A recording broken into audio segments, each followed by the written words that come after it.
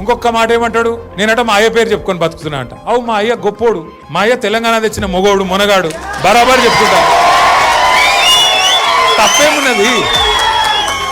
మా అయ్య పేరు నేను కాకపోతే ఎవడు చెప్పుకుంటా, నాకు అర్థం కాదు. మా అయ్య మొగోడు మునగాడు తెలంగాణ తెచ్చినోడు, బరాబర్ చెప్తా.